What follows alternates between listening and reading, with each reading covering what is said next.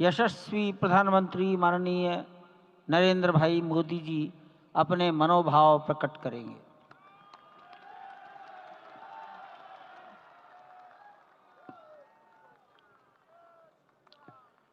सियावर रामचंद्र की जय। सियावर रामचंद्र की जय। श्रद्धेय मंच, सभी संत एवं ऋषिगण, यहाँ उपस्थित और विश्व के कोने कोने में हम सबसे साथ जुड़े हुए सभी राम भक्त, आप सबको प्रणाम, आप सबको राम राम। आज हमारे राम आ गए हैं।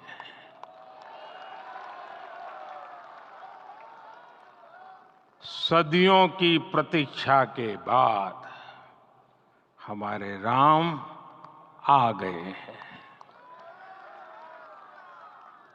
सदियों का अभूतपूर्व धैर्य, अनगिनत बलिदान, त्याग और तपस्या के बाद हमारे प्रभु राम आ गए हैं।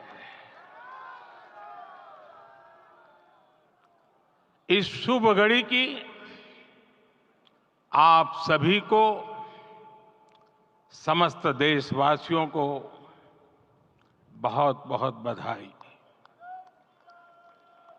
मैं अभी गर्भगृह में ईश्वरीय चेतना का साक्षी बनकर आपके सामने उपस्थित हुआ हूं। कितना कुछ कहने को है, लेकिन कंठ अवरुद्ध है। मेरा शरीर अभी भी स्पंदित है, चित्त अभी भी उस पल में लीन है।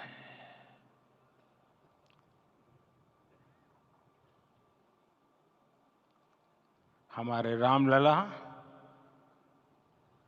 अब टेंट में नहीं रहेंगे।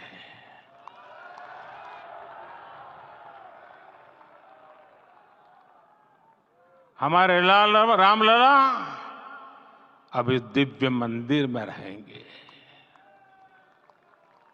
मेरा पक्का विश्वास है, अपार श्रद्धा है कि जो घटित हुआ है, इसकी अनुभूति देश के, विश्व के कोने कोने में राम भक्तों को हो रही होगी। ये क्षण अलौकिक है, ये पल पवित्रतम है। ये माहौल, ये वातावरण, ये ऊर्जा, ये घड़ी प्रभु श्री राम का हम सब पर आशीर्वाद है। 22 जनवरी 2024 का ये सूरज एक अद्भुत आभा लेकर आया है। 22 जनवरी 2024 ये कैलेंडर पर लिखी एक तारीख नहीं, ये एक नए काल चक्र का उद्गम है।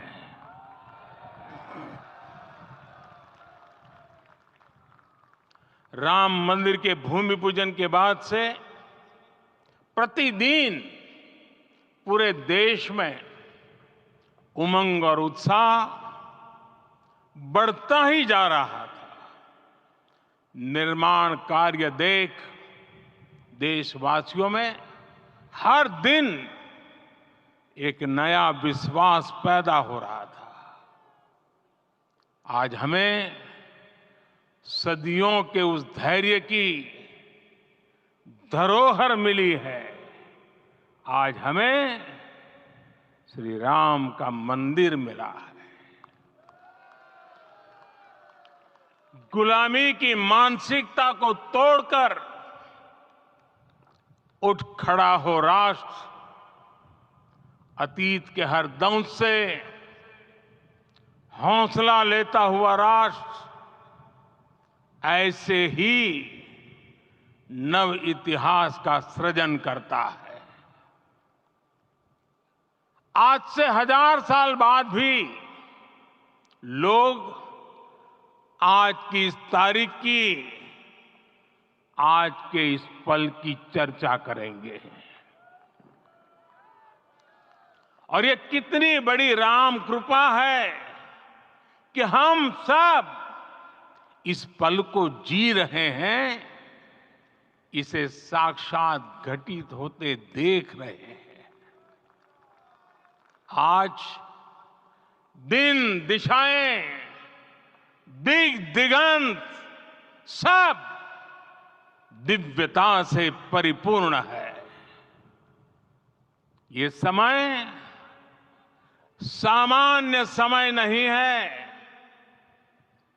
ये काल के चक्र पर सर्वकालिक शाही से अंकित हो रही अमिट स्मृति रेखाएं हैं।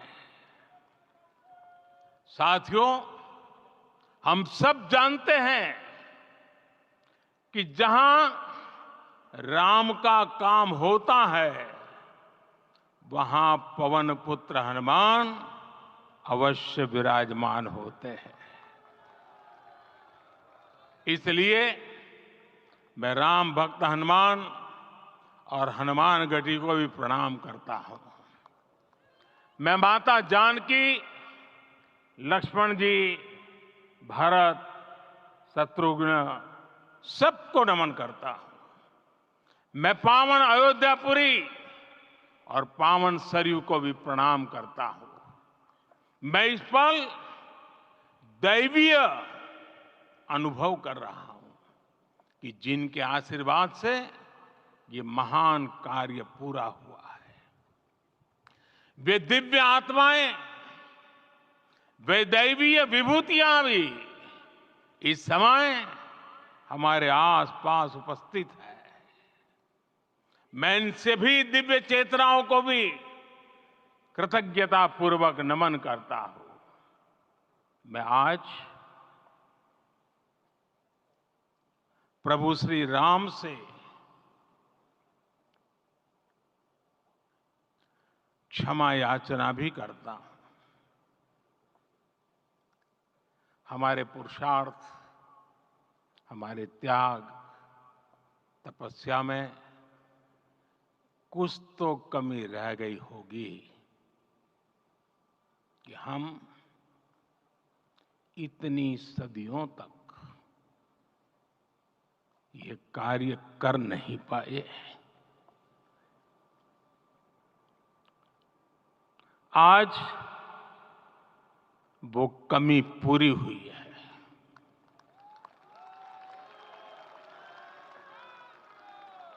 मुझे विश्वास है प्रभु राम आज हमें अवश्य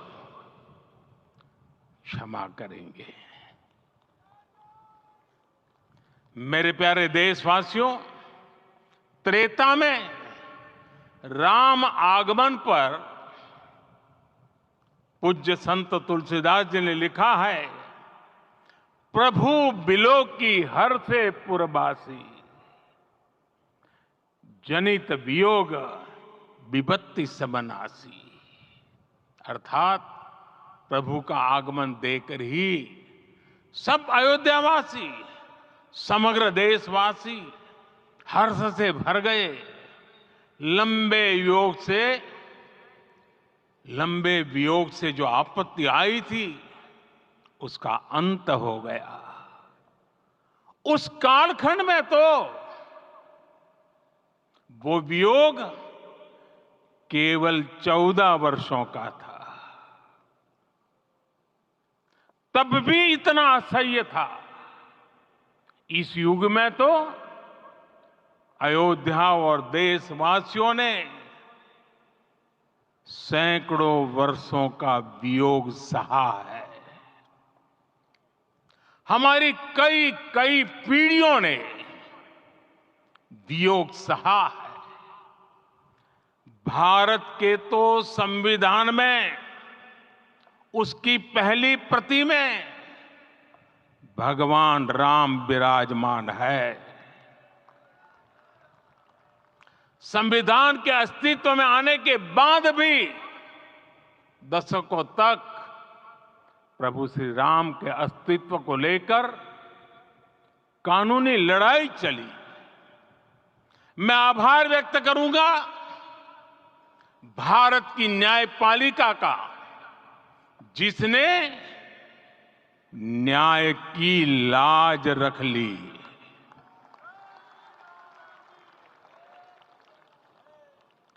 न्याय के पर्याय प्रभु राम का मंदिर भी न्यायबद्ध तरीके से ही बना। साथियों, आज गांव-गांव में एक साथ कीर्तन संकीर्तन हो रहे हैं। आज मंदिरों में उत्सव हो रहे हैं, स्वच्छता अभियान चलाए जा रहे हैं। पूरा देश आज दीपावली मना रहा है। आज शाम घर घर राम ज्योति प्रज्वलित करने की तैयारी है। कल मैं श्री राम के आशीर्वाद से धनुषकोडी में राम सेतु के आरंभ बिंदु अरिचल मुनाई पर था। जिस घड़ी प्रभु राम समुद्र पार करने निकले थे, वो एक पल था जिसने काल चक्र को बदला था। उस भावमय पल को महसूस करने का मेरा ये विनम्र प्रयास था। वहां पर मैंने पुष्प वंदना की। वहां मेरे भीतर एक विश्वास जगा कि जैसे उस समय काल चक्र बदला था, उसी तरह अब काल चक्र फिर बदलेगा और शुभ दिशा में बढ़ेगा। अपने 11 दिन के व्रत अनुष्ठान के दौरान मैंने उन स्थानों का चरण स्पर्श करने का प्रयास किया जहां प्रभु राम के चरण पड़े थे। चाहे वो नासिक का पंचवटी धाम हो, केरला का पवित्र त्रिपायर मंदिर हो, आंध्र प्रदेश में लेपाक्षी हो, श्रीरंगम में रंगनाथ स्वामी मंदिर हो, रामेश्वरम में श्री रामनाथ स्वामी मंदिर हो, या फिर धनुषकोडी। मेरा सौभाग्य है कि इसी पुनीत पवित्र भाव के साथ मुझे सागर से सरयू तक की यात्रा का अवसर मिला। सागर से सरयू तक हर जगह राम नाम का वही उत्सव भाव छाया हुआ है। प्रभु राम तो भारत की आत्मा के कण कण से जुड़े हुए हैं। राम भारतवासियों के अंतर मन में विराजे हुए हैं। हम भारत में कहीं भी किसी की अंतरात्मा को छुएंगे तो इस एकत्व की अनुभूति होगी, और यही भाव सब जगह मिलेगा। इससे उत्कृष्ट, इससे अधिक देश को समायोजित करने वाला सूत्र और क्या हो सकता है। मेरे प्यारे देशवासियों, मुझे देश के कोने कोने में अलग अलग भाषाओं में रामायण सुनने का अवसर मिला है, लेकिन विशेषकर पिछले 11 दिनों में रामायण अलग अलग भाषा में अलग राज्यों से मुझे विशेष रूप से सुनने का मौका मिला। राम को परिभाषित करते हुए ऋषियों ने कहा है, रमन्ते यस्मिन् इति रामः, अर्थात जिसमें रम जाए वही राम है। राम लोक की स्मृतियों में, पर्वत से लेकर परंपराओं में सर्वत्र समाये हुए हैं। हर युग में लोगों ने राम को जिया है। हर युग में लोगों ने अपने अपने शब्दों में अपनी अपनी तरह से राम को अभिव्यक्त किया है और ये राम रस जीवन प्रवाह की तरह निरंतर बहता रहता है। प्राचीन काल से भारत के हर कोने के लोग राम रस का आचमन करते रहे हैं। राम कथा असीम है और रामायण भी अनंत है। राम के आदर्श, राम के मूल्य, राम की शिक्षाएं सब जगह एक समान है। प्रिय देशवासियों, आज इस ऐतिहासिक समय में देश उन व्यक्तित्वों को भी याद कर रहा है जिनके कार्य और समर्पण की वजह से आज हम ये शुभ दिन देख रहे हैं। राम के इस काम में कितने ही लोगों ने त्याग और तपस्या की पराकाष्ठा करके दिखाई है। उन अनगिनत राम भक्तों के, उन अनगिनत कार सेवकों के और उन अनगिनत संत महात्माओं के हम सब ऋणी हैं।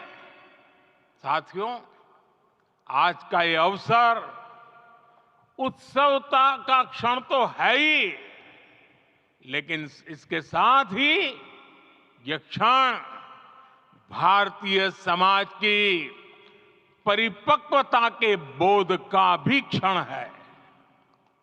हमारे लिए ये अवसर सिर्फ विजय का नहीं, विनय का भी है। दुनिया का इतिहास साक्षी है कि कई राष्ट्र अपने ही इतिहास में उलझ जाते हैं। ऐसे देशों ने जब भी अपने इतिहास की उलझी हुई गांठों को खोलने का प्रयास किया, उन्हें सफलता पाने में बहुत कठिनाई आई, बल्कि कई बार तो पहले से ज्यादा मुश्किल परिस्थितियां बन गई। लेकिन हमारे देश ने इतिहास की इस गांठ को जिस गंभीरता और भावुकता के साथ खोला है, वो ये बताती है कि हमारा भविष्य हमारे अतीत से बहुत सुंदर होने जा रहा है। वो भी एक समय था जब कुछ लोग कहते थे कि राम मंदिर बना तो आग लग जाएगी। ऐसे लोग भारत के सामाजिक भाव की पवित्रता को नहीं जान पाए। रामलला के इस मंदिर का निर्माण भारतीय समाज के शांति, धैर्य, आपसी सद्भाव और समन्वय का भी प्रतीक है। हम देख रहे हैं ये निर्माण किसी आग को नहीं, बल्कि ऊर्जा को जन्म दे रहा है। राम मंदिर समाज के हर वर्ग को एक उज्जवल भविष्य के पथ पर बढ़ने की प्रेरणा लेकर आया है। मैं आज उन लोगों से आह्वान करूंगा, आइए आप महसूस कीजिए अपनी सोच पर पुनर्विचार कीजिए। राम आग नहीं है, राम ऊर्जा है। राम विवाद नहीं, राम समाधान है। राम सिर्फ हमारे नहीं है, राम तो सबके हैं। राम वर्तमान नहीं, सिर्फ वर्तमान ही नहीं, राम अनंत काल है। साथियों, आज जिस तरह राम मंदिर प्राण प्रतिष्ठा के इस आयोजन से पूरा विश्व जुड़ा हुआ है, उसमें राम की सर्वव्यापकता के दर्शन हो रहे हैं। जैसा उत्सव भारत में है, वैसा ही अनेक देशों में है। आज अयोध्या का यह उत्सव रामायण की उन वैश्विक परंपराओं का भी उत्सव बना है। रामलला की ये प्रतिष्ठा वसुधैव कुटुंबकम के विचार की भी प्रतिष्ठा है। साथियों, आज अयोध्या में केवल श्री राम के विग्रह रूप की प्राण प्रतिष्ठा नहीं हुई है, ये श्री राम के रूप में साक्षात भारतीय संस्कृति के प्रति अटूट विश्वास की भी प्राण प्रतिष्ठा है। ये साक्षात मानवीय मूल्यों और सर्वोच्च आदर्शों की भी प्राण प्रतिष्ठा है। इन मूल्यों की, इन आदर्शों की आवश्यकता आज संपूर्ण विश्व को है। सर्वे भवन्तु सुखिनः, ये संकल्प हम सदियों से दोहराते आए हैं। आज उसी संकल्प को राम मंदिर के रूप में साक्षात आकार मिला है। ये मंदिर मात्र एक देव मंदिर नहीं है, ये भारत की दृष्टि का, भारत के दर्शन का, भारत के दिग्दर्शन का मंदिर है। ये राम के रूप में राष्ट्र चेतना का मंदिर है। राम भारत की आस्था है, राम भारत का आधार है, राम भारत का विचार है, राम भारत का विधान है, राम भारत की चेतना है, राम भारत का चिंतन है, राम भारत की प्रतिष्ठा है, राम भारत का प्रताप है, राम प्रवाह है, राम प्रभाव है, राम नेति भी है, राम नीति भी है, राम नित्यता भी है, राम निरंतरता भी है, राम विभु है, विशद है, राम व्यापक है, विश्व है, विश्वात्मा है। और इसलिए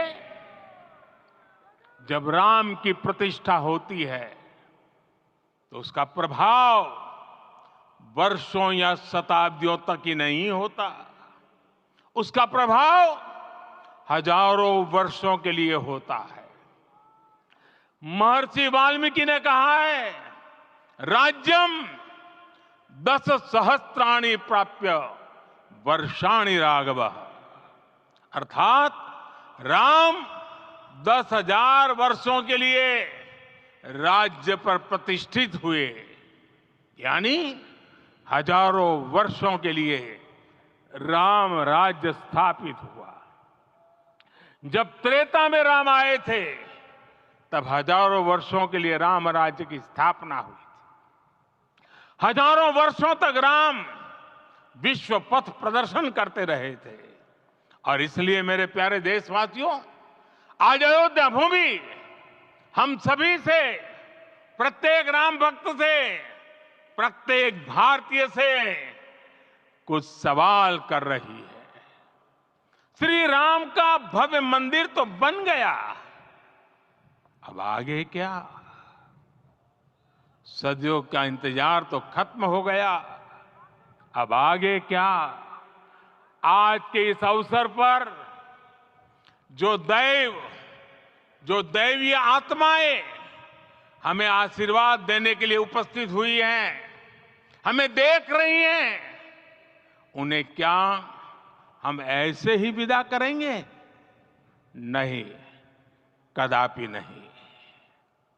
आज मैं पूरे पवित्र मन से महसूस कर रहा हूं कि काल चक्र बदल रहा है। ये सुखद संयोग है कि हमारी पीढ़ी को एक कालजयी पथ के शिल्पकार के रूप में चुना गया है।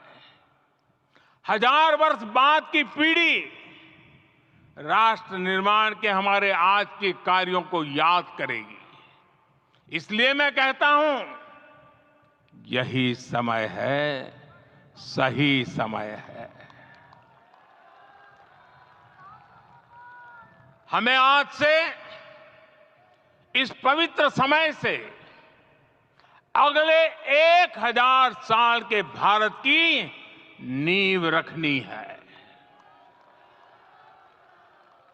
मंदिर निर्माण से आगे बढ़कर अब हमें सभी देशवासी यहीं इस पल से समर्थ, सक्षम, भव्य, दिव्य भारत के निर्माण की